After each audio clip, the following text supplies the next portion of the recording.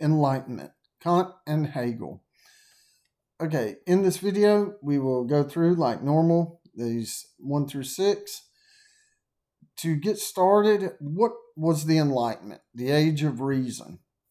Well, it's normally, there was the first thing to know about the Enlightenment is that it was a time of so much was happening that the new emerging sciences and technologies, I mean, it was really taking off between these dates in history, and as well as there were tons of political and social upheavals and changes, and there was even transformations inside philosophy where people were pushing more toward like reason. Like at the same time, the sort of Bacon experimentalism and the scientific method, his version of it is being refined and worked out. Then that the Newton's in play and Leibniz was in play. I mean, all of these historical people that were very significant, they made contributions to the sciences, to mathematics, to the technologies, to the political sciences. I mean, all of this was happening all at one time in this period of time. And I mean, yep, there's a pretty good date range here, you know, well over 100 years.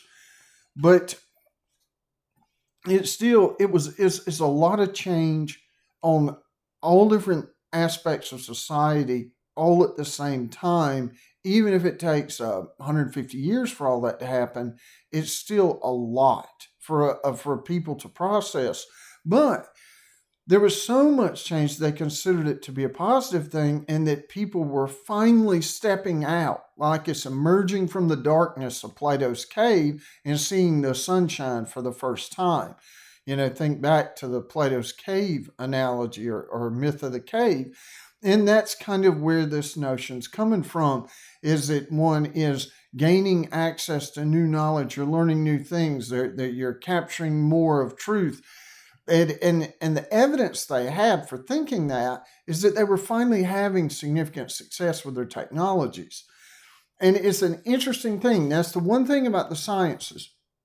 Whether they're perfectly grounded as philosophy people would want them to be or not, or whether they're fully justified, many of them, especially physics and the engineering fields, that it's undeniable that things are learned that are then later able to be exploited by a piece of technology. You make a new sensor that detects heat in a more precise way, or cool or cold temperature changes, and then you can use that inside something that forges things. And it's like you can just continue to each is like going up a stair step, and every new invention gives you the ability to use it to build even more or refine what you already have.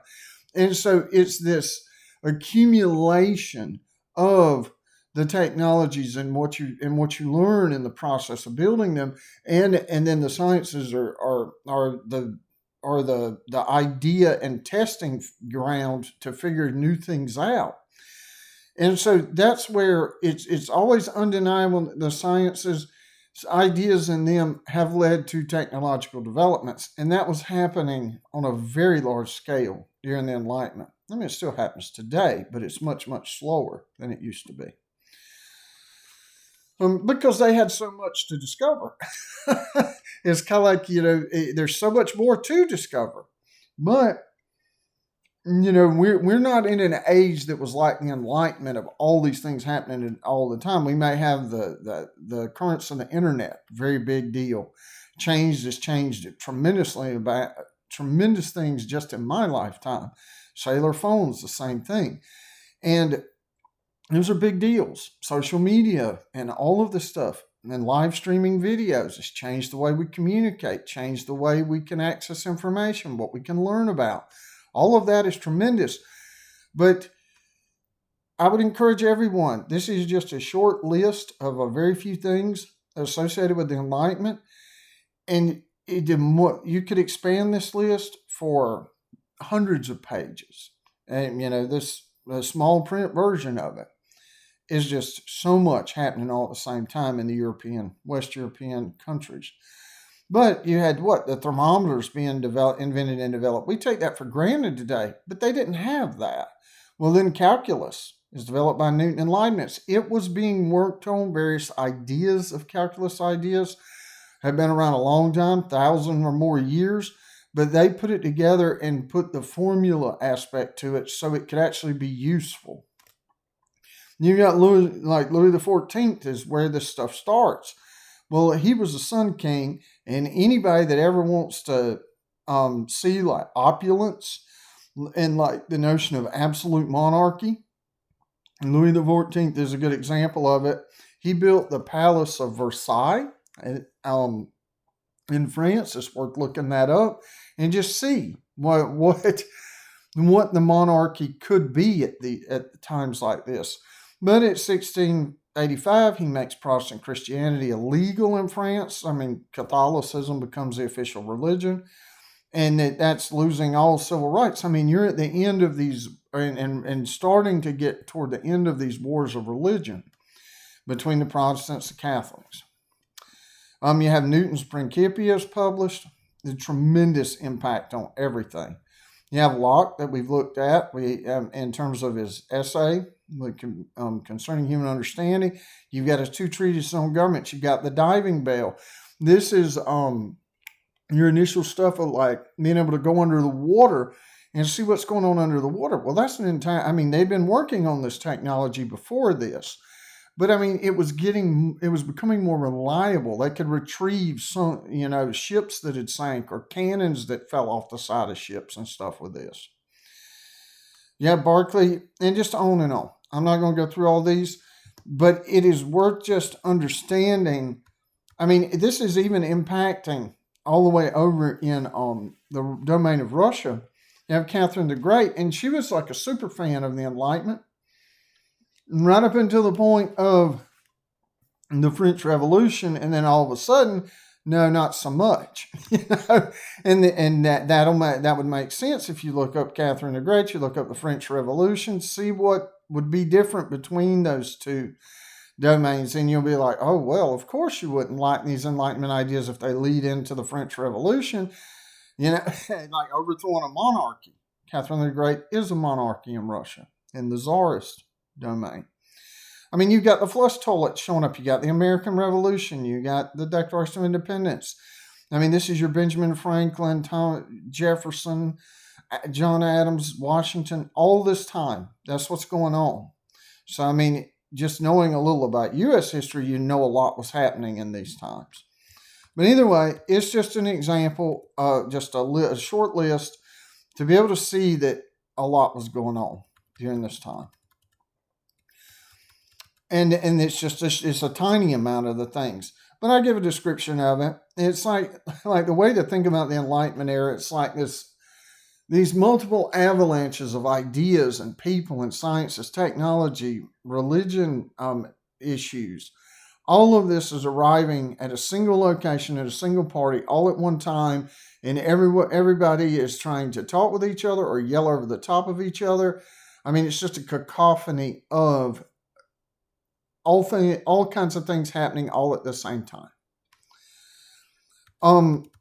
But also during this time, what the Enlightenment's known for is this notion of freedom and people freeing themselves, whether it's freeing your mind from past education, whether it's freeing yourself civilly, like with civil rights and pushing back on various forms of monarchy, or just the old guard, just the establishment in government that had been keeping that they had kind of had a lock on all the political or social or economic power, and people were pushing back against that.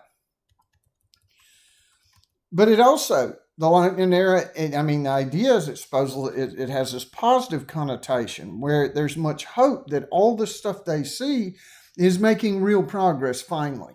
Finally, humans have come through the Greek, the Roman times, the Middle Ages, the Renaissance. I mean, it's finally, like humanity has arrived.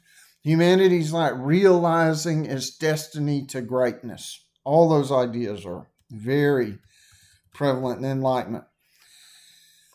And so you also get this notion of, and this is where you get this resurgent in the notion of democracy in this in the just in the simple sense of government by the people. Well, it may not be by the people, but it'd be by a different group of people than who had held power for a very long time. There could be some voting in there, but normally it's very restricted. Only people who have a certain amount of wealth, who pay a certain amount of taxes, all that kind of stuff. Whenever you see the word democracy, especially in the historical context, even in the contemporary, people use it to mean different things. But just this notion of rule by people different than who's been ruling, that's very prevalent in the Enlightenment.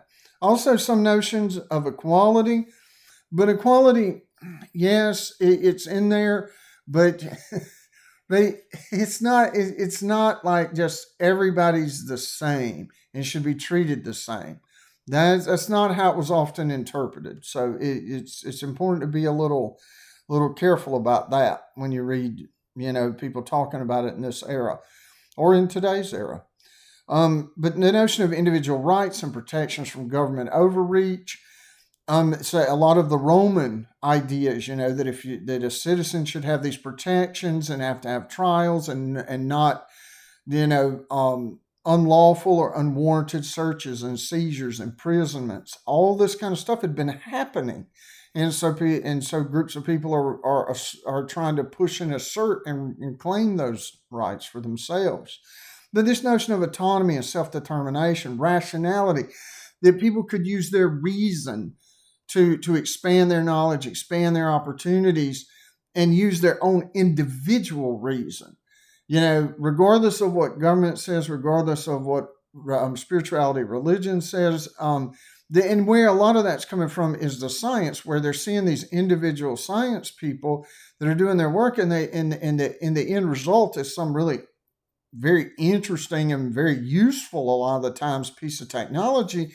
And they're like, well, that person just reasoned their way through the mysteries of nature, and here's this device that look how it's transformed the textile manufacturing processes. So we can use reason to make our way through the world. Very common notion at the time. And it goes on. You can look at our U.S. Constitution. You can look at Declaration of Independence. You can see the ideals that were being promoted with inalienable rights of life, liberty, pursuit of happiness. Someone like John Locke would say property. A lot of these people would say property at this time. And what you end up with is you can kind of capture a lot of what's going on in this area with these notions of classical liberalism and democracy, but ruled by the people, but ruled by not necessarily all the people. But those two notions, and they are defined in various ways. But you can look up those two notions, and you'll see at least you can see the pros and the cons of the various ways those things can be defined. But this notion of liberalism is that a person should be free to do what they want right up to the point of harming another, or that a person should have the freedom of expression or freedom to publicly speak. We'll see that when we look at what is enlightenment. That all of these ideas are just all over the place at this time. And that what comes up with it is, like I said, this notion that we're, and it comes from, the Enlightenment didn't just come out of nowhere. And that's one of the reasons this class is set up. So we focus on this history so that you can see that these ideas and what philosophy people and others, but we're in philosophy, but the idea is you can see that this stuff didn't just come out from nowhere. Immanuel Kant and Hegel are not just coming up with things out of the blue. Their theories and their claims and their reasoning is based on what was in the air at the time. And then it's not surprising where they both end up if you kind of know what's going on. And so the idea is this notion of you end up in the Renaissance with humans, with Pico and a lot of other Renaissance people. We just happen to look at Pico. That it's that we're changeable. We can modify ourselves and our surroundings and maybe reach levels of divinity ourselves in the future. Well, Pico makes that idea, which fundamentally changes the way you think of humanity coming out of the Middle Ages and human nature and human achievements, human ambitions. And so Pico modifies it. And then you come along with Francis Bacon with the scientific method, which by this time had the potential of it was starting to be realized at the very smallest of scales with Newton's achievements, but also all the technological achievements, really the technology achievements that were convincing to people that this science thing is got some promise in it. It's got potential, financial, military, just creating more ease and comfort for human lives. It can change the way agriculture is done, the way we do textiles, the way we do everything. And so that potential was starting to be seen and realized. And so it's almost like you end up with Bacon saying, well, instead of just being at the mercy of the environment and us having to accommodate the natural world, that through following his method, we could become active controllers of the world, that we could intervene. And so, okay, so we don't like that. So an example would be, instead of having to build a fire and just let that fire do what it's going to do, we can build thermometers and then very closely monitor and control the heat that the fire is putting out, by removing and adding wood and all these things that you have a sensor that can let you home in on much more precision. And at that point, you're controlling the heat. Whereas before, blacksmiths knew how to do this stuff by looking at the colors of metals, how it changes as it's heated. But it's a whole different world to be able to look at a thermometer. And so there's an aspect of, and they're just getting more and more of this. So there was a real feeling of they're finally making progress, and that they may have a destiny. That's Pico. We could be divinity. Bacon, there's like this destiny of we could be, controllers of the cosmos. And then you end up in the Enlightenment, you're going to end up with, Bacon's, we can refashion the creation and reality into our own image. We can create our own reality. We be creators ourselves. That's technology. And you have all of that. And so in the Enlightenment, it just becomes an even greater push in that direction, is one way to think about it. So you end up with Kant. And his answer, he writes an essay, What is Enlightenment? That now with the context in hand of what's going on, well, Kant's not doing anything strange at all. And this is one of the clearest things he wrote. Most things he wrote were they're not easy to understand. And I'll talk about the reasons for that when we get to it. But the key to it is he defines it, and Kant's not the only one. There were many different people that were thinking in this terms. Kant just happened to write an essay that became popular for defining it, but there's other people. There's other essays that do this a little differently. But you can get the sense of this freeing one's mind, freeing oneself from what has been the established forms of government, worship, all those ideas, as well as you get the sense of that real progress can be made, and that with Kant, in this case, you're not necessarily going to get a destiny, but you get this programmatic of how we can improve, how we can continue this path of enlightenment. So there's a trajectory, there's a goal state that we can be making progress toward. And so you have enlightenment's man's emergence from his self-imposed immaturity. Immaturity is the ability to use one's understanding or reasoning with our mind, your ability to think on your own without guidance from another. Think on your own, not think what you're told or what you've always been taught. That's the idea. And so for Kant right there, the idea of immaturity is letting others make decisions for you. And those others he has in mind to be like these established forms of the religious officials, the political officials, or even past philosophy way of thinking. Bacon, remember, with the scientific method, is pushing back. He's trying to shear the sciences all from speculative and abstruse philosophy, as some of them would call it. And it's a breakaway to do it indifferently. And that's this push in these eras from Bacon going forward, and definitely in the Enlightenment, is that people can do things differently, and they make their own path through to the destiny, whatever one picks as that, and they can do it through their own reasoning. Kant was known. I mean, one of the biggest things to know about Immanuel Kant is that he was a very systematic thinker, and he did a very detailed reasoning, and that he it demonstrated just the sheer power of thinking very carefully through a difficult or trying a question and coming up with answers you may not like always, or be like, yeah, I don't really agree, with Kant. That's not what's the most important to know about him so much is that he was a very systematic thinker, and that people using their own reasoning and thinking things out for themselves and reaching their own conclusions about things, Kant was a super fan of that and promoter, and he embodied it. And so for him, immaturity is like being like a child, that your parents tell you what you have to do, what you need to think about things, whereas a mature adult is making those decisions for themselves. They're autonomous. They have self-determination.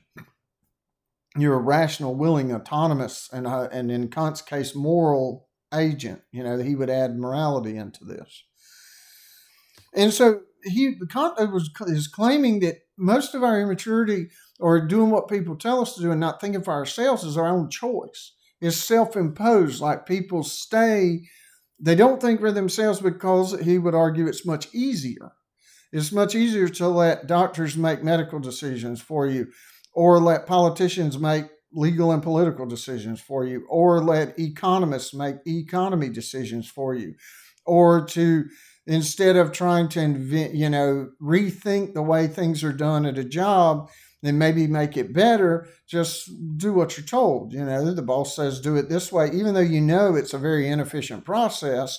Because you work it, you do it every day. Anybody that does a job for any length of time, if they think about it. Now, Kant would say we don't all think about, efficiency or optimization or how to make things better for ourselves or others.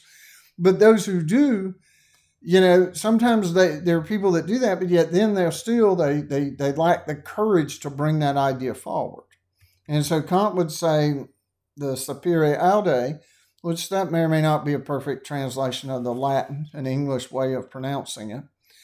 The pronunciation may not be the best on my part, but it's all about this dare to know, dare to think for oneself, dare to reason for oneself, dare to publicly speak your mind, dare to be different from the immature herd, simply dare to mature. That's what's behind all of this with Kant. And he's advocating that for people to free themselves from their own self-imposed mental caves in the Plato sense, being locked into the ways that a person has been thinking for a long time, and but not all ways are necessarily flawed. But Kant would want people to re-examine the way their mind. Why do they think the way they think? It's really a way of freeing one's mind to think differently than they have thought before. That's the key to what Kant's trying to get at. It's not a matter of what you think. It's the ways of thinking about things, that maybe you've always seen things through the lens of a particular established political party. But then all of a sudden, you start hearing from the other side of things, and you're like, "Whoa, well, that sounds plausible, even more so." And then people, and then a person, it's to see not just to see the world through another's eyes, but to think about the world in the way another thinks about it. And so, what Kant wanted was the ability for the public. In public, the scholars, which he would include himself, I mean, there is some self-serving aspect to this, as Kant was a writer, a scholar, a thinker, and he wanted the freedom to talk about pretty much anything out in the public domain. There's freedom of expression without sanction from the government, without censorship, without being banned, so that you can't, in today's time, it'd be censorship. And so... and we've not moved past all that. Hey, that stuff still exists, and so the best way is that Kant wanted some of this free speech stuff because he didn't think that a lot of people were necessarily going to start trying to think on their own just in isolation, that they need an assist. They need the public like square of ideas and debate to take place so that people can hear differing perspectives and to let the information flow. Like for Kant, how do you deal with bad or misleading information? You put more information in there. You don't try to limit any particular information. You just let it ride. Let 1,000 flowers bloom. Let everybody talk about what they want to talk about publicly. Now, when they go to their job, they can be on the street advocating, well, taxation's terrible. We don't want to be taxed. Here's the reasons why. And it's financing the greed of Louis XIV or whatever. That they could say that in public, but when the tax collector comes around, they still pay their taxes. It's like that. The thing is to try to get to get change to occur, whether it's politically, socially, legally, philosophically, whatever, spiritually, doesn't matter, economically, all kinds of ways. But to get it through having a public square of free speech and debate, so that people can learn about the options and different ways of thinking about or interpreting a situation. It may have always seemed okay until you've heard someone else talk about it in a different way, and all of a sudden you see the situation differently. But then you don't want to just have two options. You want to have like as many as possible. And that's what Kant tried to advocate for in What is Enlightenment. And he thought that it could slowly but surely, people who cannot free their own mind would have the assist of all these other people, and it's like they could get the tools to think differently by hearing other people that think differently from themselves. And then so everyone gets raised up and more free mentally and gets a better chance at being enlightened, which ultimately means for Kant like this maximal freedom of using their own reason that's well honed and that they're really good at it. And that you get this utterly like totally sensible, rational. Everybody has a reason for what they're doing. Those reasons are defensible, and the world will just be better for everybody. If that's Kant's sort of push here. So that's Kant's those sort of social, political, sort of free speech notion of Kant and enlightenment. But what have we been talking about? Well, we've been talking about the status of the sciences. And Kant has something to say about this. He absolutely does. That what is the status of these sciences after Locke and Hume?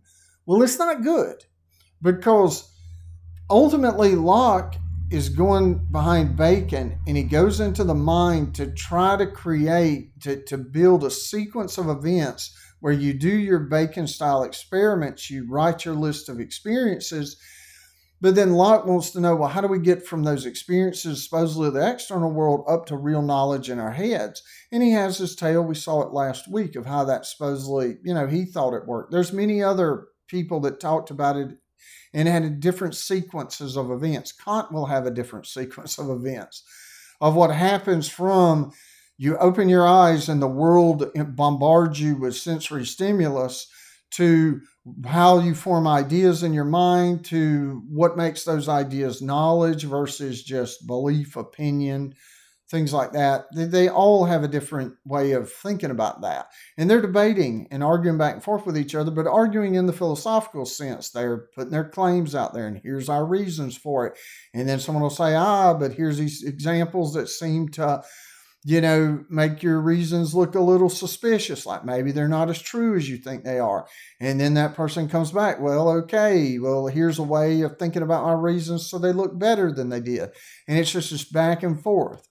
And they're all working toward this notion, though, of how do we get from what's out in the external world, what's outside of our bodies and our heads and our minds, to knowledge in our heads.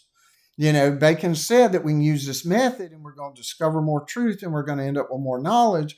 Well, how does that actually work in terms of the mind and the human being? I mean, because you can have a lot of experiences and be exposed to a bunch of things. Like a person could travel out to 50 different countries, But do they really know anything about those countries when they come back? Or, well, maybe they know what they saw, but have they really, have they picked up knowledge that they can use and actually could meet someone from that country and actually be able to relate to them culturally or spiritually or intellectually? Or do they just know the tourist sites?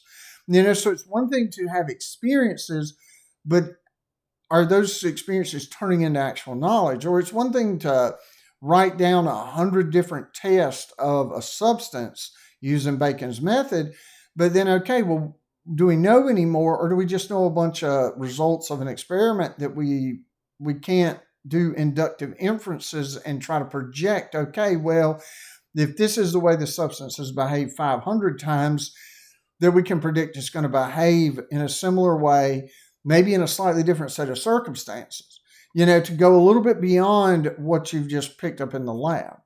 Well, Locke wants that to be the case. He wants it to get the path to knowledge. He tries, he creates his sort of stepwise sequence, but then he recognizes that there's some gaps. Like, I can have an experience of a wet, smelly puppy out in the world, but then my idea of that wet, smelly puppy itself doesn't smell. Or that I can see some green thing out in the world and have a green experience. Maybe it's a big green, truck or plane or something. Then, oh yeah, there's a lot of greenness. But then when I go to my idea of that green plane or green whatever, it's not green itself. The idea is not green.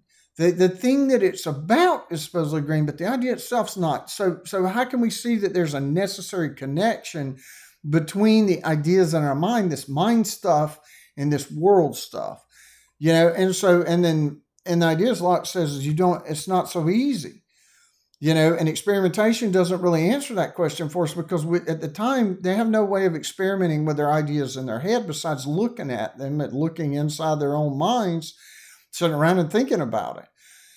And the reality is we still don't have a perfect answer to that dilemma in cognitive science. I mean, that's the domain, some of them that I work in, and AI and stuff. It's why does your idea not smell? But it's of a wet, smelly dog. It's still not, that's not clear how that's supposed to work. But we have other ways of thinking about ideas and mindedness too. So there's Locke's not the only game in town. But the problem he raised is a real problem if you want to say that we're having all these experiences of worldly, smelly puppies, and yet we're supposed to have knowledge now of something that puppies are smelly and there's a distinctive smell to a wet puppy, but yet is it really knowledge? It's a little iffy there. And then Hume comes along and just, Hume is definitely a challenge because it's like people would say, well, I see a rock thrown and it hits a window and the window breaks. And then Hume's like, yeah, but did you see the necessary connection between that? Did you see one thing cause the other to happen? Did you see the necessity that rock hitting, that the rock molecules hitting the glass molecules, that they just had to separate? The window just had to break. There was no other way around it. Kant's going to be, no, you didn't see that. And a good example that one can think about is, I'm sure that people have seen that a rock or a limb can hit a piece of glass and that limb and that glass don't break. So it's like, we never know. And that's Hume's point, is that a rock can be thrown at a window, depending on what kind of glass it is, it may not break. So if we can't know it in general, that every time a rock is thrown at a window, maybe it's too wimpy of a rock, it's too small, and the glass is reinforced.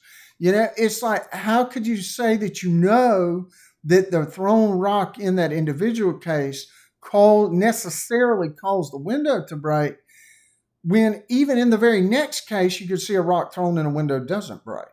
That's one way Hume can challenge this notion of necessary cause and effect connection.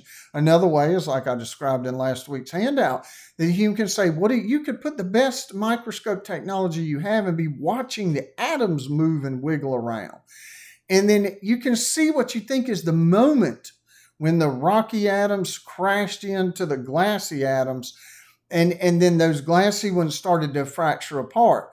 You could maybe witness that, maybe. It'd be not with current technology, because scanning tunneling electron microscopes is where you see the top of atoms.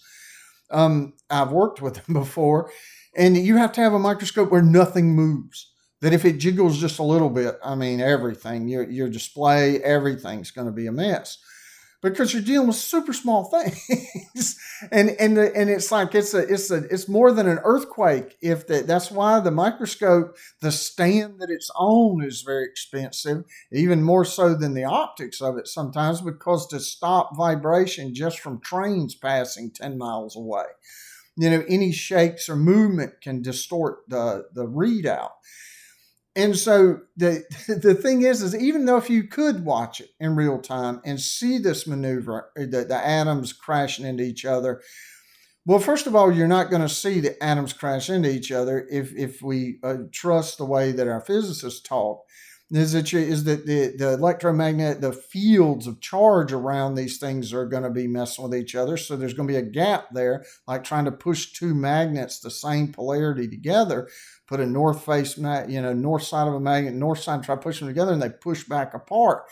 That's more likely what you're going to see at that level. There's like the idea of this distance, and there's a force between the two that you don't observe, or that we can't see it at this moment with our technologies. But the thing is even if you could see to that level, Hume's going to say, but what about the next layer down?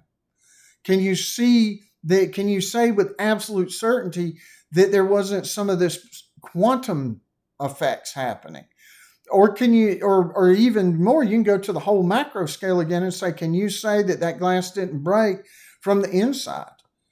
Maybe at the exact moment you think you saw the rock hit, somebody hit the window from the backside.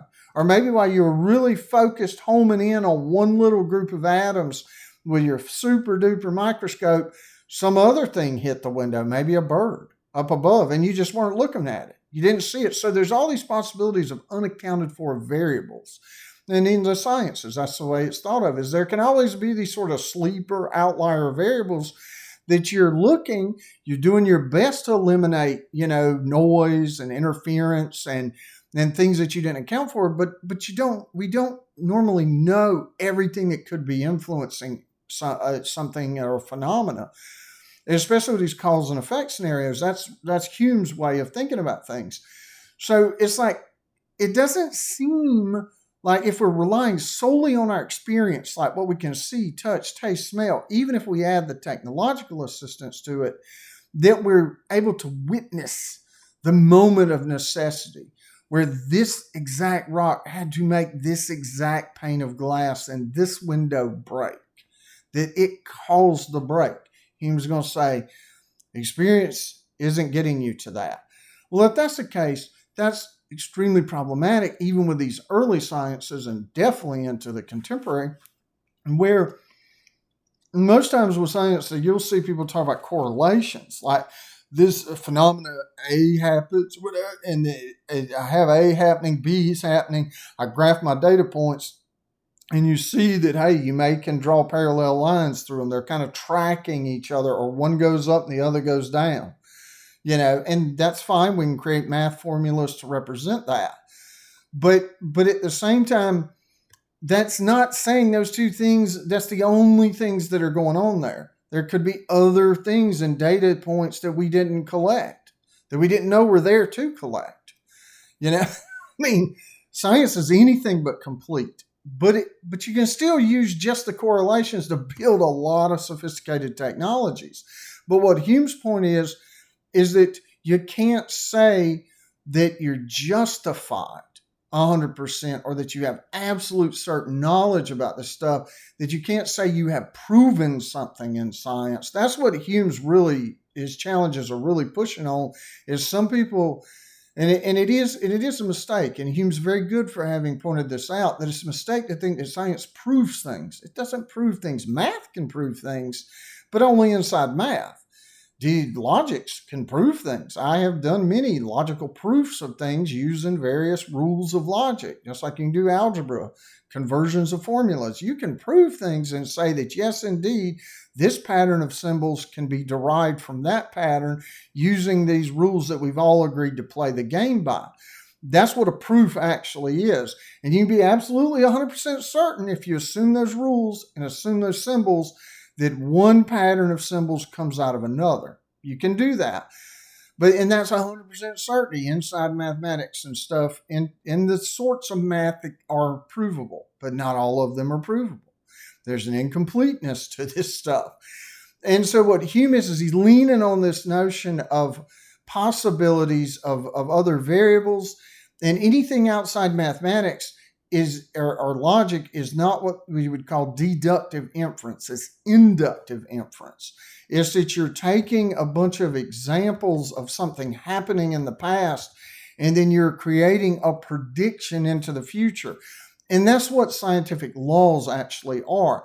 We think of a law as this permanent thing, but the laws change. Well, scientific laws do too, but some of them last a long time. But something like, say, Newton's force equals mass times acceleration, very basic sort of, force and motion formula. That's just an inductive inference based off of seeing mass of an object and the acceleration of it, and you can observe this over and over and over again. And then this force number, this quantity, can be calculated pretty accurately if you can assign a quantity to the mass, assign a quantity to the acceleration, multiply those two things together, and then you get a number for force. And the idea, and you can move it around. You can make acceleration what you want to find, or mass what you want to find. You can transform the formula by the rules of the math game, of the algebraic game. And the idea is those numbers will align pretty well with reality. They're never perfect, though. And Hume would say that's just a guess, that you could encounter some mass and some acceleration that we haven't yet encountered at some other far part of the universe that doesn't behave according to this. And that it could only seem like it's behaving for us. And then indeed, with Newton's stuff, well, Einstein would say, well, the stuff at the really big scale, that things are different. You can throw in time and space and things, and Newton had space as a finite thing, and Einstein said, no, it could be infinite. I mean, none of this stuff is perfect. And that's what Hume was pushing at. And this notion that our predictions are justified, Hume would say with his problem of induction, no, they're not, because you're always relying on an assumption that what has been in the past, that what the past informs us about what the future is going to be. Hume would say we can't help but think this, that we can't help but think, well, okay, if I put my clothes in the washing machine, I put soap and turn it on at this cycle, it's always taken 25 minutes every other time, so it should take 25 minutes this time. That's an inductive inference. It's based off of past doings and interactings and experiences with things, sensory experiences, that this is it's always been the case. And I could create a whole list for years of the washing machine behaving in that way. But then, is that a guarantee? Am I perfectly justified in saying, well, okay, the next time I wash clothes, it's going to take 25 minutes? Well, no, the machine could have a breakdown. That it could have been that I just ran on a good run of the machine for 5 years, and all of a sudden now the water pump in it fails, or the spin cycle fails, or the timer fails. So it's like the inductive inferences are always, it's like polling for elections. You'll see all kinds of numbers. This candidate's ahead, that candidate's behind. Oh, this person is surely to win. It don't work that way though. When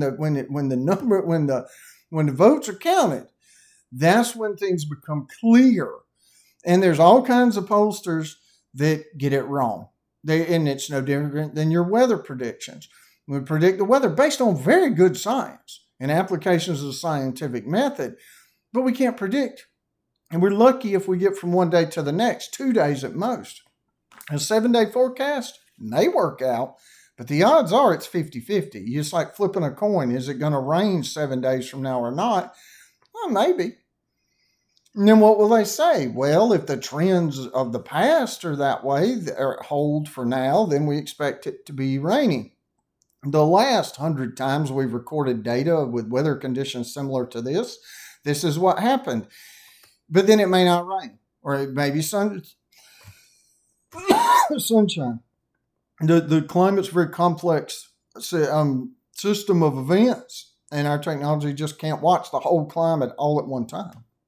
And so Hume's going to say those inductions, if you base your prediction to the future on this notion on your prediction about a future set of events, if it's based on this assumption that the future is going to in some way be like or resemble the past, well, then what justifies that? What reason do we have to think that the future or even the present is going to work out the same way we've experienced it, things happening in the past? Nothing but that it's happened that way in the past. But that's just a circle. You're saying, why should I believe that this future set of events is going to play out like the past? Well, because they've happened that way.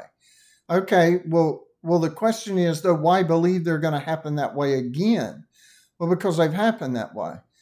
But that's the very thing you're trying to justify, is that why think they're going to happen that way in a way that doesn't just rely on them having been that way in the past.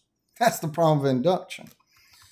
And that's a big problem, because inductive inference is what your science is, your law, our everyday life. I mean, polling, weather forecasting, getting in a car and thinking we'll be okay. We get to drive to the store and don't worry about a wreck. Why? Because we haven't had a wreck up to this point. But we all know that there could be a wreck. It's like, and that's Hume's point, is that we're never justified in assuming that the future is going or the present's going to be like the past. But then we do it all the time, and we build our sciences on top of that. And that means that they're not justified. There's like they're floating on the air. They're not grounded. We don't have this absolute certainty, which is what people would have wanted to think the sciences had at the time. And that they're bringing about discovering more truth, more knowledge. Well, truth and knowledge imply some kind of settlement, that you know something. I mean, it's a fixed thing. It's not just a hope. It's not a desire. It's not a belief. It's we know this is the way it'll be. There's a fixed determinate claim, and that you want that claim to be true, and you don't just want it to be. It actually is true. That's always knowledge. It involves this sort of truth component to it. And it's like Hume's like, well, you can't ever get there if you're just riding on these experiences of cause and effect, or making inductive inferences based off of the past, which is exactly what a lot of science does. So that's a big problem. So that's the status of the science, is like, whoa, what are we going to do about this? Well, then along comes Kant. And Kant says, yep, I freely admit it. David Hume's remark, which he means all of this that I've been describing about Hume, it could just as easily be remarks, that he encountered many years ago. They interrupted my dogmatic slumber. Yeah, Kant thought science is good. That's locked up. We're building on good ground. And then all of a sudden Hume comes along. He's like, whoa, uh-oh, this is a problem, And that's what Kant's implying. And so Kant wants to try to come up with some solution to this. Like, how can we make the sciences justifiable? Well, Kant doesn't want to throw away experience. He's like, no, experience is important. And Immanuel Kant and Hegel, this is the thing to know about these thinkers, that they're writing in German during the Enlightenment era, and that the books that we have in the English-speaking world are not the best translations from the German. Like, German is like, it would be similar to things like Russian, where they can combine words, and those combinations, sometimes the individual words express concepts that are very difficult to capture in the English language. And Kant and Hegel are creating their own philosophical words, their specialty words, to try to express in their German at the time what they're thinking. And those things don't translate well to English. And so a lot of our translations is becoming better. There are becoming better translations of Kant and Hegel. But you can see, I mean, we're talking about 250 years ago. We still don't have perfect translations, because it's very hard to try to do this. Not all language concepts are compatible across languages. There's just the reality of different peoples and the way they're able to think about things. And so there's a big difficulty when you encounter Kant or Hegel and you try to read them. The English translations, if English is your primary language, are not the best. And they can be very confusing. And so It's a challenge to read Kant and Hegel. I would encourage people to try it, but it is a challenge, and that's why what I provide here is just a sort of colloquial, everyday words. I mean, maybe not totally everyday words, and we use some Kant jargon in this, but we avoid Hegel's as much as we can. And it's just a way to get a feel for these two people, these two philosophy people. It's not meant to be the end all be all about everything they said or did. This is just a snapshot into aspects of them that are relevant to what we've been talking about this semester.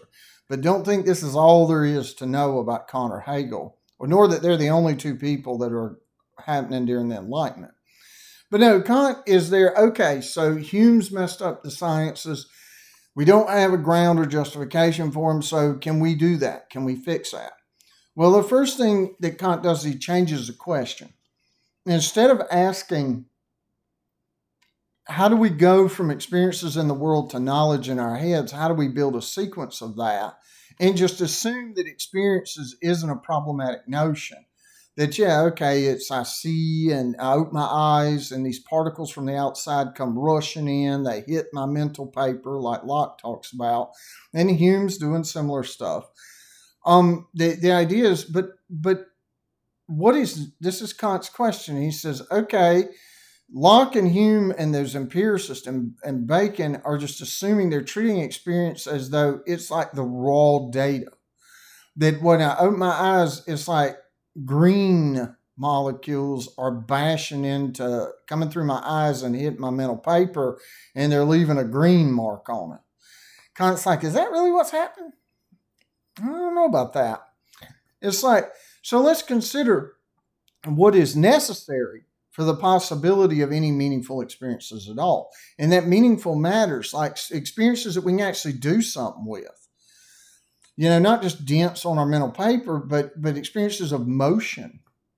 Like seeing two things moving, a thrown rock going through the air. It's in motion. That's meaningful to us. We can say, okay, there's a moving rock. Have an idea about rocks in motion. And it's like, well, how do we get to that? That doesn't seem like that just we get that for free. That there must be some intermediary. So that's what Kant's asking about. Instead of just assuming raw data experience just leaps into being ideas, Kant's like, whoa, let's slow down and think about it in terms of what had to happen, if anything, before I have this experience of a moving rock in the air. What may be happening beforehand unconsciously. That it's not just because we're not just aware of the raw data. That's Kant's claim anyway. So what is necessary for even the possibility of having these experiences that Locke and Hume and Bacon have just been referring to seemingly unproblematically and assuming made sense? And Kant's like, maybe that doesn't make as much sense as you think it does. And so it would be akin, and I use an example here to hopefully give people a sense of it, is imagine that you build houses and you show up at a location and here's your boards and your nails and you just get to building.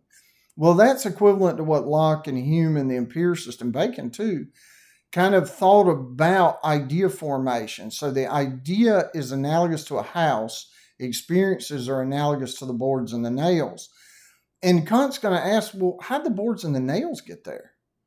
Like you're just assuming that you already have the perfectly refined boards and nails and hammers and saws and all the other things you'd need to build a house and architectural plans, or maybe you just do it freeform in your mind as you go.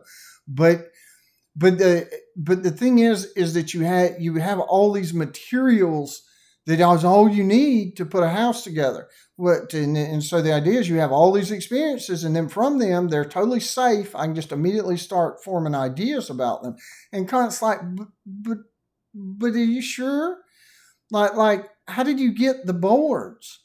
Well, boards don't just come out of the air as boards. They run through sawmills, and you have loggers that are in the woods and get the trees, and then they run them through sawmills. Then they go through kilns, they dry them. Then they put insect treatment on them. Kant's not saying, he's not using this example. This is just an example I've created. But this is the way he's thinking. It's like there's a whole big process potentially that happened before those boards that you can pick up and use arrived. And Kant's going to say, what if our experience is like that? What if the experiences we think are simple are actually the products of a whole bunch of other very complicated processes? That's where he goes with this. That Locke and Hume and the rest of them had been assuming that experience is this unproblematic notion, that it's like, yep, you have experience. And then Hume's like, well, I look in my own head and I don't see a self or an identity, so I must not have one. Things like that. And Kant's like, oh man, come on, Hume. There's got to be a better way to put this together. And so it's like he's asking the question, where are the materials you're building your ideas out of? How do they get there? What's the refining, the processing, the filtering? Where's the molding of it? Because Kant just fundamentally didn't think that we go from raw particles hitting our mental paper to full-blown ideas. Kant didn't think that's the way this works. And he says, yeah, our experiences are never raw. That instead, what he proposes is that instead, that when we open our eyes and particles or whatever from the external world come flooding in, which, by the way, just so people know, I mean, the way we think about stuff like this today is we have rods and cones in the eye and photons of different frequency hit our eyes, or photons hit our eyes, and then the rods and the cones are color versus black and white, grayscale. The particles aren't just coming on through, into our brains. That's, we don't think about things this way, that they are assuming things work back then. But I mean, for all we know, it could be different than we're thinking about it today. But either way, that Kant would say that no, that raw stuff comes in. It does. It gets into our heads. But then it immediately gets all these, you can think about it like computer algorithms that say that you've got, so you can think about it like somebody composing a song, that the person sings the song with their voice. That's the real voice of the person. Well, then you can run that recording in the digital world through various algorithms, and you can smooth out. Anybody that's ever created a video, you can edit the sounds and the different ways that, you can increase certain sounds, amplify amplify some and de-amplify others.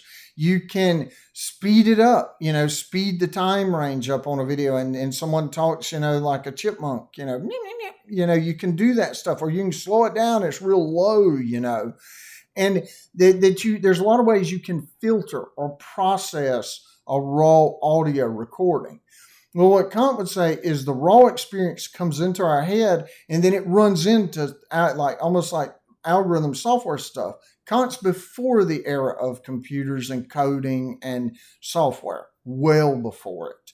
But he's still, it is very impressive that he thought this way. And he probably was thinking this way because industry and manufacturing was just starting. So you think about it, you bring like raw cotton into a building, and then that it has to be spun into threads, and then those threads are sewn and woven together, and then the end result is a blanket or a shirt. And so where Kant's getting his notion of this processing or filtering of raw experience is, think of raw cotton versus a blanket coming out of the other side. And Kant's saying there's a whole series of processing that's happening that takes raw cotton with the seeds still in it to a blanket or a t-shirt. And so Kant's saying that's what happens with our experience. From the world, it's just a raw cotton with the seeds and the sticks and the leaves and the little sharp, pokey stuff in it. I mean, my family does a lot of farming. Cotton doesn't come out in like threads. The t-shirts aren't growing on the bush. That's not the way this works. And so the thing is that so Kant could probably see some of this early scale, where you'd set up shop and you have your people that take and get the seeds out. They get the sharp, pokey leaves or bloom off. You get all of all this contaminant out of the cotton. Then you put it on a spinning wheel. And then you turn it into threads of varying size, thickness, length. And then you take those threads and then you keep going. You weave them in a pattern. Maybe you put them on a loom and you use this shuttle stuff, all these things to weave in and out and make your various patterns of your threads to hold it all together into a blanket. And then maybe you wash the fibers, all these things. And Kant thinks that our minds do that with the raw coming from the world. And he's probably not wrong about that. That's the way it's thought about today. Like Kant changed the entire way that mind was conceptualized and how experience happens. And so what is the analogy here is you start with the raw cotton. That's your raw sensory bombardments from the outside world. It goes through all this processing in a factory, and then a blanket comes out the other side. Well, Kant thinks that that blanket is what we use to think about in our mind. We can't get back to the raw. In our mind, the raw of experience, whatever would be an analog to the brand new, sticks and stuff cotton, we can't get back to that. That all we get is the full blanket. That's what's handed to our mind's eye or our consciousness to think about. And he says there's these different ways. All of these things like space-time, quality, modality, these are all would be equivalent to, like, say, the spinning wheel, or the washing, or the removing the sticks and the trash from the cotton. Then you wash it. Then there's the spinning wheel to turn it into threads. Then there's the weaving of it. Then there's maybe a final washing or a dyeing event that happens where you change it from a white blanket to one with blue stripes or something. And then it goes through all this stuff, the raw goes through, and then out comes a blanket with blue stripes. And so that blanket with blue stripes is what we actually experience, according to Kant. And so what it would be is a much more refined and pre-processed experience. And so why think that there's any plausibility whatsoever to this? Well, Kant can use examples, and he uses examples of like two ships moving, and he goes into like motion. Like, what is it? How do we get an idea? What's going on with motion? Like, we seem to have ideas of things moving, but how do we get those ideas from raw experience? Well, we're starting out with the assumption is particles screaming into our eyes, witnessing that. But those particles, like Locke said, don't seem to be much like what the idea is. So how do we fill in this gap, this discrepancy? How do we create a sequence? Kant's focused on the sequence of events from the raw data to the experience we actually use, whereas the previous people were focused on the raw automatically counts as experience, and then they're focused on from experience to idea formation. Kant's focused on from the raw to the experience itself. And he would say, I use an example here. You can read through it of frisbees and puppies and stuff, and dogs, not successfully catching frisbees. And I use another example of a hamburger, But the thing is where Kant goes into this. How does this get back to Hume? Is that Hume says we can't experience necessary connections. Kant says, I agree. We don't experience them. They're already in our experiences. Because as part of our mind, part of that pre-processing includes causality. Isn't that pretty neat? Is that Hume's out there looking for causation in the world, and Kant says, no, causation's, Hume goes out in the world and says, well, I don't see causes out there. It must be something our mind just playing tricks on us. Kant's like, no, it involves our mind. Causality, we don't know if it's in the world or not, is something our minds do, but it's not a trick they're playing. It's that it's a pre-filtering process that these particles come in and then they get categorized in terms of cause and effect. And then the actual experience that we get to think with, that's already set up all nice and tidy in terms of cause and effect for us. And so we can't help, it's not a matter of can't help but assume it. It's just the way experience works, according to Kant. Now, does that solve Hume's concerns? Well, many would say no, but it's what Kant's up to. And so where does he go with this? Just speed this along. Well, Kant, how does he try to save the sciences? Well, he makes them a product of what's going on in our heads. He disconnects them from the external world. So so remember, he would say that all we're experiencing is the results, like the blanket with the blue stripe. That's all we got to work with. These are unconscious filtering processes. We can't ever get back to the raw data of the world. Well, that means we're forever disconnected from the world. That's what Kant is effectively doing. And he says that's okay. We can't help but be this way. And so when we build our sciences, we're always just working with these full blown blankets of blue stripe kind of experiences, these end of these processes that we can't change. And so when we do science, we're just doing science in what he calls the phenomenal realm, which is just in the head. But that's fine, because now we can go from full blown experiences and build into knowledge, and we don't have to worry about this disconnect. Kant's like, yeah, we're disconnected from the world. Okay, well, that's fine. Everything we do that matters to us, everything that's meaningful to us, happens inside our heads anyway. We can't get outside of them. So let's just do science in the head. I mean, he's not saying we're not going to do experiments out in the world. He's not saying that we're not in the world, but he's just saying we can't know anything about the world in it itself, in the raw, what he calls the Ding an sich, the thing itself.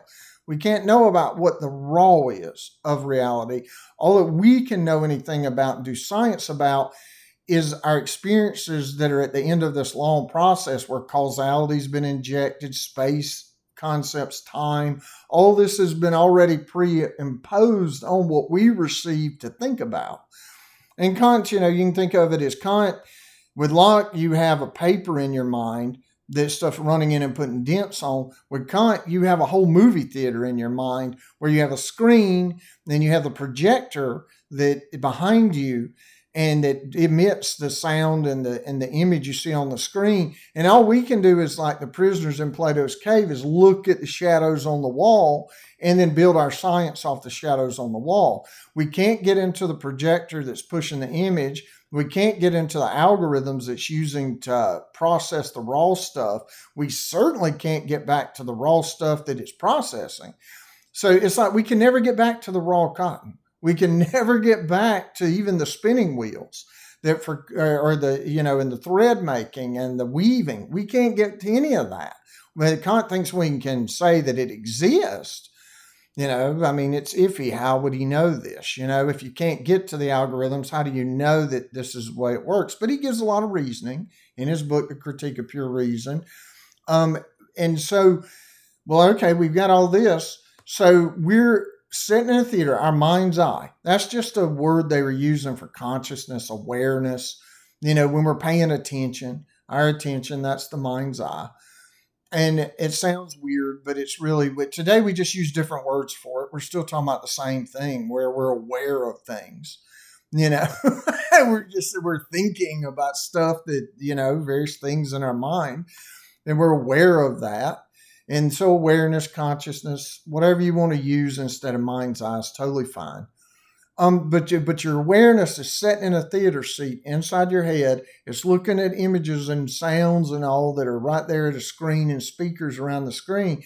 And so Kant's essentially saying, well, we just build science off of what we see on our theater screen in our head. And so we don't have to worry about where it comes from or what the raw data the projector's using, because we can't. And it's already imbued. What we see on the screen is behaving by cause and effect. It's moving in space. It's moving across time. It's distinct. Like, here's a dog and a Frisbee. They're already separated entities for us, in our minds. It's not like a blur of fur and plastic Frisbee. They're already distinguished for us. By the time we get to it, remember, it's a whole blanket with blue stripes. These things are distinct. It's already refined. By the time we get to it, it's on the screen. And so Kant says, well, we just do science like that. Just worry about what we see on the screen, go from there. And well, that just disconnects for the world. Kant ends up, we're bottled up inside our own heads. Or a person could say that Plato was doing his best to get us out of the cave, to enlightenment outside the cave, and Kant just moves us right back in. But remember, Kant was all about freeing the mind. But it seems like now we're prisoners in a mental cave. There's an inconsistency there from what he says. That's the reason I built this handout this way, so people can see this. That on the one hand, Kant wants us to be able to exercise reason to its maximal extent, and that we need to be free to publicly speak. We need to be free of thinking in ways we've thought in the past. Well, Kant's certainly thinking in an entirely different way than people around him. I mean, not completely different. He didn't just invent all this out of the blue. He had other people he was reading. But the thing is he did do interesting maneuvering with it. So he's thinking along different paths. But then what's happened? He's used his reason, and he's essentially, we've lost the world if we follow Kant. At least with Bacon and Hume and Locke, they never threw the world away. Although Locke put a kind of veil of ideas between us, Kant says you can't go back to it. That doesn't seem very freeing. So we're freeing the mind, but then when we free it and we think and use it, we end right back up trapped. That's not nice. See, philosophy is something, give with one hand, take away with the other. That's the hallmark of the way reasoning seems to work a lot of times in philosophy. It's kind of like that line from one of the movies, The Godfather. I thought it was out, then they pulled me back in. That's the way it works a lot of times with these people. But all that aside, that's kind of where Kant goes with this. And you can look through all this and read it. But what about Hegel? So Kant's bottles up, and we're in our heads. Well, Hegel doesn't like that at all. Hegel is not a fan of us being disconnected from reality in the universe. And now, I will say it up front. I write a whole paragraph about it. There are a lot of ways to interpret Hegel's writings. A lot. Kant's difficult to understand. Hegel is near impossible to understand everything about him. So what the best people do is they try to create an interpretation of Hegel that could be consistent with a lot of what he says across his works. And that's what I provided here. It's one, this kind of interpretation of Hegel is what I encountered in a graduate class on the phenomenology of spirit. And it was common. It's not the most common necessary interpretation of Hegel. It's not the least common. It's like right in the middle. And so it's a good one to start with. And so for Hegel, he thinks that we're fully embedded in the world, that we're part of the world. We are the world. And even more than that, actually, and we'll see that. But the thing is Hegel has this grand vision of the human place in reality. Hegel's not getting hung up on sense experience and idea formation. That's not Hegel's wheelhouse. What Hegel's up to is states of awareness. Like Hegel's focused on that mind's eyeball sitting in the theater. Kant's focused on how do we get from raw, data to refined experience. Locke and them are how do we get from supposedly fine experience to work with to whole ideas. Hegel's focused on, well, what's going on with the mind's eye? You're always turning that thing around, looking at ideas in your head. Well, what's going on with that? Might there be different stages or phases to consciousness or awareness itself? Might the mind's eye not always see and travel the same paths? Might the mind's eye itself be a transformative thing? Where we can be aware and then we can go to a higher state of awareness, a higher state of awareness, a higher state of awareness. This would be enlightenment, right? Like you're moving up and instead of like transforming it's not just the ways you think, it's the ways you are aware of your place and what's going on around you. Oh, that's nice. So we moved attention off of experiences and ideas to what's happening from raw data to experiences. Now we're like, well, what about this mind's eye that's been sitting around looking on its, either looking at the dents on the mental paper for Locke, or we're looking at the theater screen trapped in our minds with Kant. Hegel's like, this is so limiting. This is not how it works. We need to look at consciousness or awareness itself, or spirit mind. The German word is phenomenology of the spirit, phenomenology of the mind, consciousness, awareness, all that.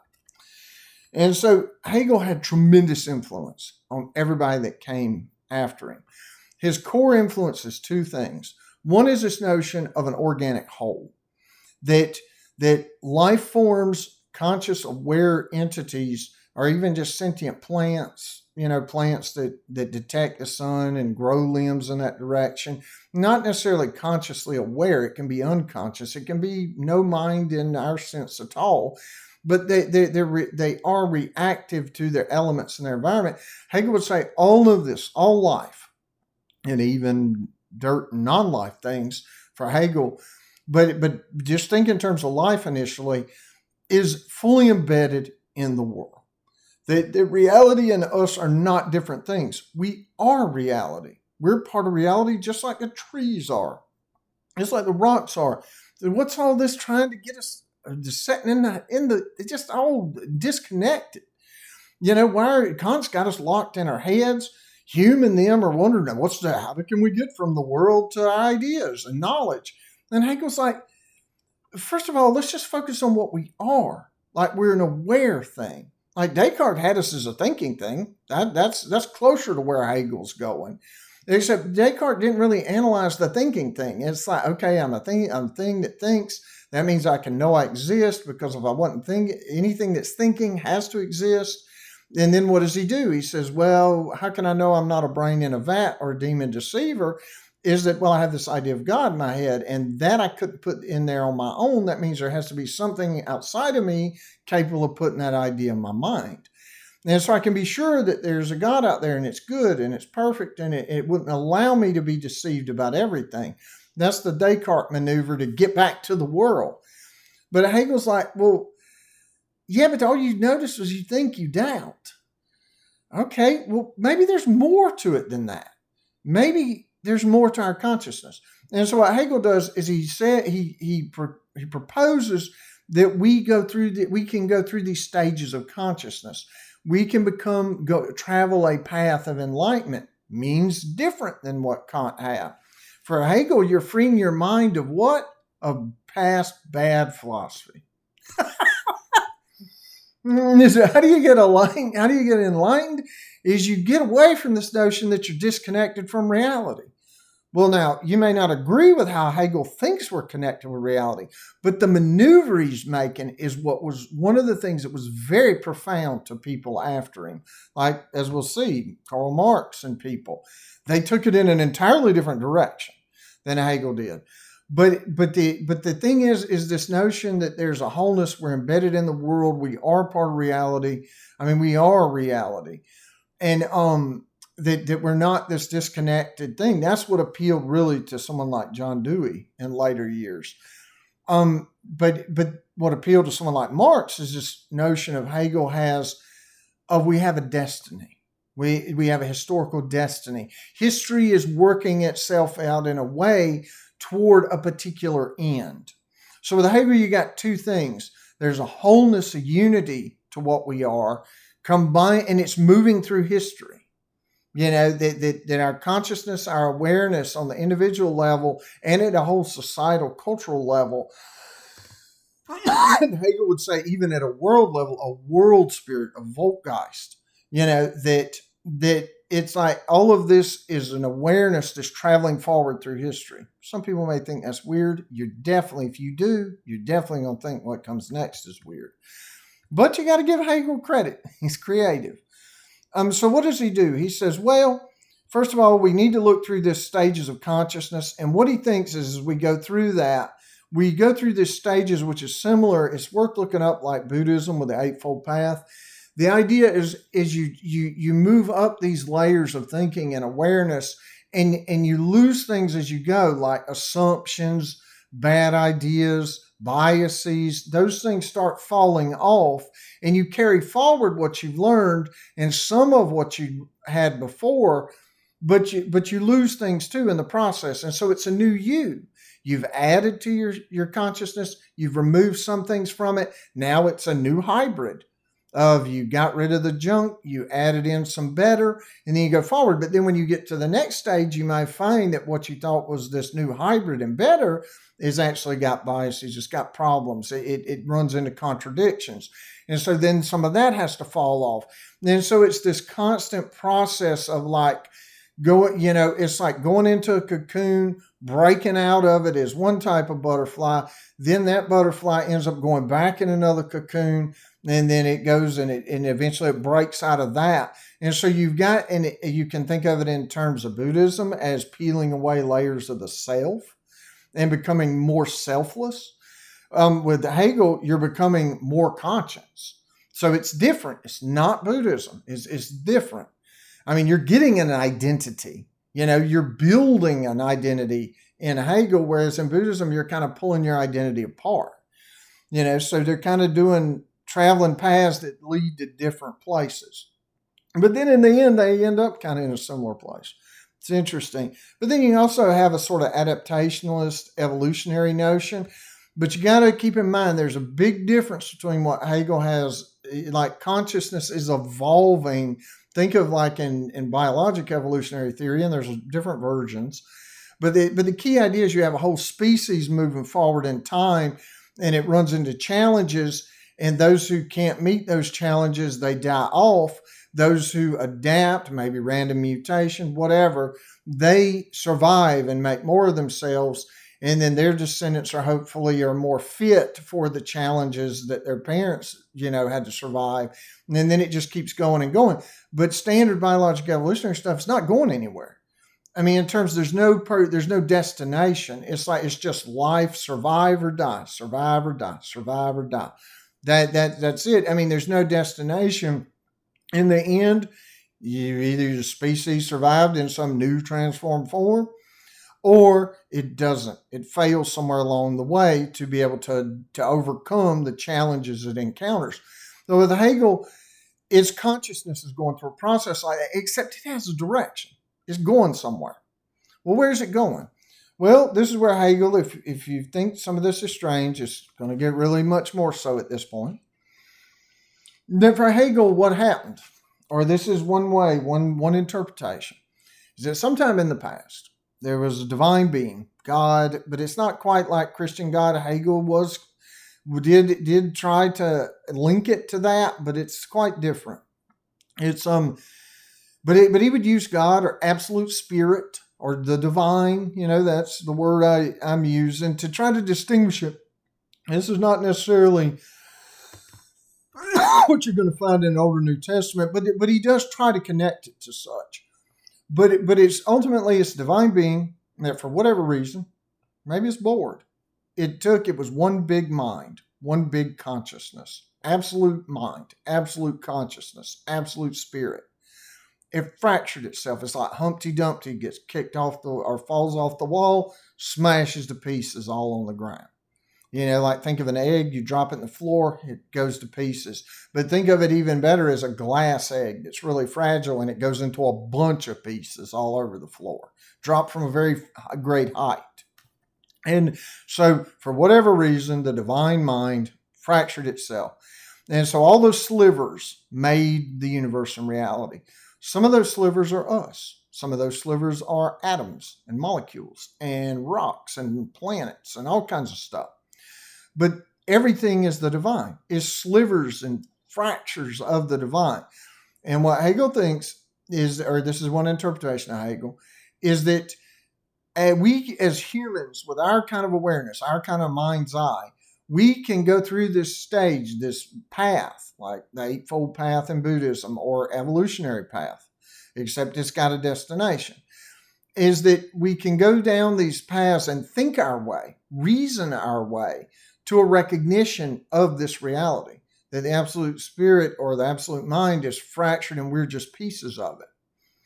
And that we can recognize at that moment, if you recognize you are divine. I mean, think about that. Wasn't that the whole goal? Isn't that what the Renaissance talked about? Is that eventually humans become divine. Well, Hegel's giving you a way to do it here. That we are just pieces of divine. And what happens is we can become aware of this, and then we have a place. We have belongingness. We belong in the cosmos. Of course we do at that point. We're divine. The divine is the cosmos. We're an aspect of it. And so where's all this going with Hegel? What's our human destiny, or the destiny of everything in the entire universe, is to eventually reconstitute, recoalesce, reassemble back into a singular, unified, absolute mind, a whole.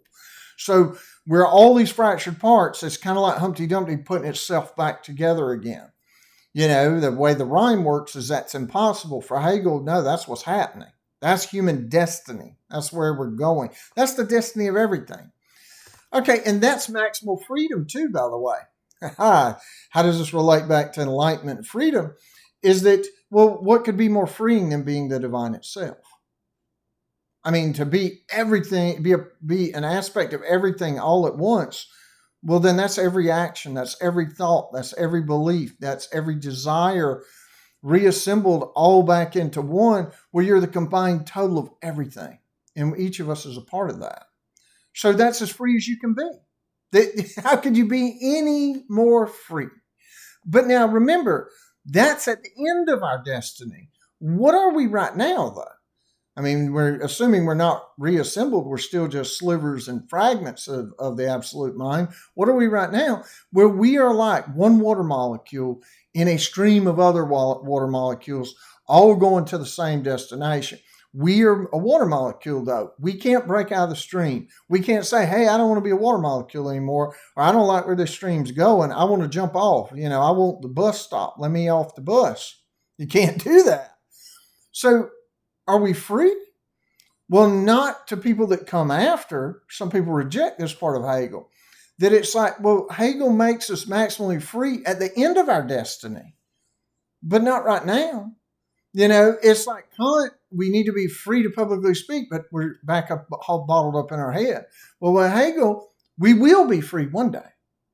He thought human history was making progress. Like in the Enlightenment, there's this push to have more individual liberties, more civil liberties, more freedoms to speak, to not, in the United States, to not have a singular church, religious, or a single religion, established by the government that everybody has to obey, like Louis XIV did in France. Make every other religion illegal. That's what the establishment calls, free from the establishment of a singular government religion. That's, those are the things that are happening all around Hegel. He's seeing the French Revolution. He's there with Napoleon. It's near where he is in Geneva or Jena, wherever he was at the time. But the thing is that Hegel thinks that our destiny is to be free, though, and that we're making strides in that direction. We're becoming more aware. We're getting higher order levels of consciousness, more ways of understanding our place in this grand divine, divine slivers, Humpty Dumpty scenario. And the thing is that should be freeing to us, he would say, because now we know we're a part. How much more free could you want to be than to know you're a part of something far greater than yourself? So did Hegel really give maximal freedom, even as individual slivers? Maybe. It's interesting to think about. Either way. So whether you like Hegel's stuff or not, that's one interpretation of it. It's interesting. But there is an ultimate destiny. It's all driving. This notion of destiny, though, this is where people like Karl Marx come in later. So it's important to keep this in mind. Other people take the more organic wholeness, this idea of life and living is connected to like life itself, a far greater whole. They may not go with Hegel's divine notion, but you can see where you could get notions of life itself as a phenomenon. And that would be some analog to Hegel's absolute spirit divine stuff. It doesn't have to go the divine route, but it can. So either way, we'll reach the end of this, but there are a lot of interesting questions that one can think about. Like you can think about Kant in terms of his philosophy of mind stuff, how we experience in our minds is not so simple, that it's the product of a lot of processing, which is cool. It's interesting. A lot of computer vision, artificial intelligence and natural language processing and computer vision. A lot of it assumes I've written that software, and you're doing things like creating filters for raw data that then later software uses to try to say, yep, that's a cat picture. Or yep, that's facial recognition. Yep, there's a face, there's the points that matter, and you have to train these neural networks to do this stuff. With natural words, handwriting recognition, like on your tablets, when you write on a tablet, and then it shows up in word, in typeface on the screen, all of that kind of stuff. That work, a lot of it relies on these Kantian notions of pre-processing and filtering. And only in collecting out what's most relevant that captures the what a person, the letter. If a person's writing a J, a lowercase j, well, what do we need to focus on to get a J rather than an I or a T or something else?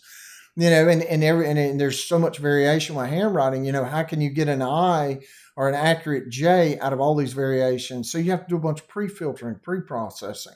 So Kant's doing that kind of stuff. It's very useful. It's passed forward throughout 250 years. It's turned into a lot of interesting things.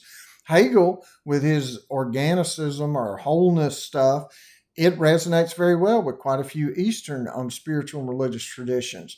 But it's different. It's not the same. But they were all pushed to this notion of enlightenment or freeing our minds. But then there's arguments that could be made, or concerns at least raised, that maybe Kant and Hegel didn't free us, but they put us in different chains. Maybe they took some chains off, but then put others back on. And that could be the case with Enlightenment stuff. It could be the case with Renaissance stuff. It could be that we're accumulating chains as we're going forward rather than losing them as they claim. We may not be making progress to freedom. We could be making more progress to non-freedom. There's a lot of ways you can think about what we've encountered thus far this semester. And it's all interesting, it is to me, and I hope it is to some of y'all. But either way, that'll be the end of the video. We got the discussion. We'll talk about this whole notion of progress and discussion. And until then,